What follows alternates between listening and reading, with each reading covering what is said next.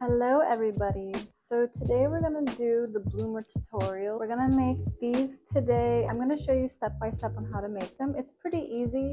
I am selling this pattern on my Etsy. As long as you know how to sew a basic short, you should have no problem with it. Basically just an oversized short that has elastic in it.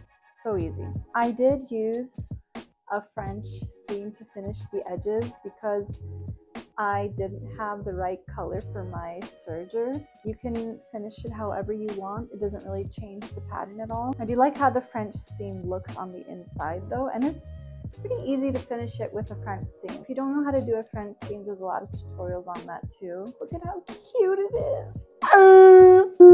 Yeah, let's get started.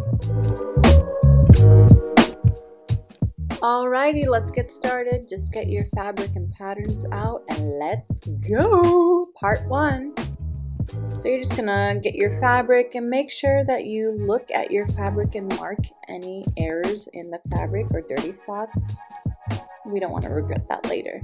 And then you're just gonna trace out all of your patterns at once. I also like to draw out the fold line that's indicated in your patterns. I'll let you know why later. And then we're going to match the fronts and back together so we don't mix them up. Part 2.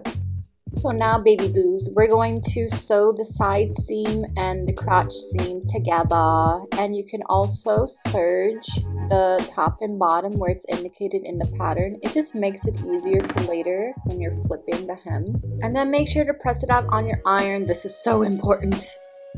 Part 3.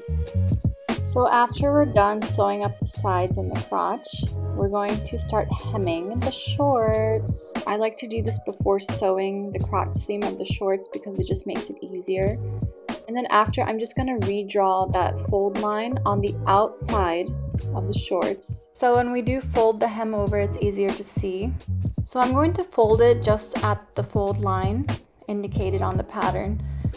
I always like to start on the inside by the crotch seam just because it looks cleaner that way. We're going to start sewing at the inside of the presser foot, and we're going to do this all the way around.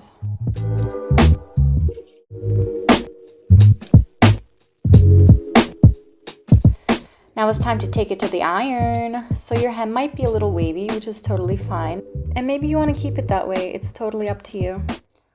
Alrighty then. Now it's time for the second stitch. So we're going to stitch at about an inch.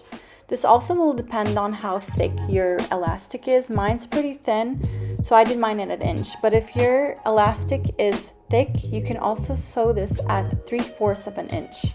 And we're just gonna sew it all the way around on both legs.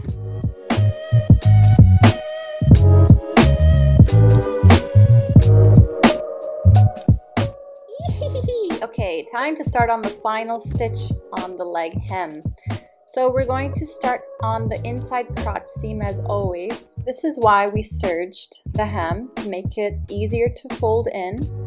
So we're just going to fold that serge, and we're going to start behind the crotch seam because we need to put that elastic through, and it'll just be easier to do it in an empty space rather than in the part where there's already a seam. And then you're just going to sew that all the way around on both legs.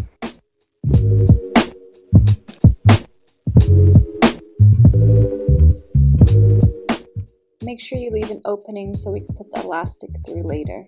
Part 4. Okay, this is going to be a quick one. After you're done with the hem, we're just going to sew the crotches together before we start on the waist. Part 5. Is anybody out there? So after you're done sewing the legs and the crotch, we're just going to repeat part 3 for the waist. Woohoo! Part 6. So now everything should be basically sewn together, and it's time for the elastic. I like to keep this for the end because it just makes it easier. I'm going to grab a safety pin. This is my favorite method, but if you have another one, you could do that. You're going to put it through the elastic, and you're just going to feed it through all of the open spots. So for the legs and the waist.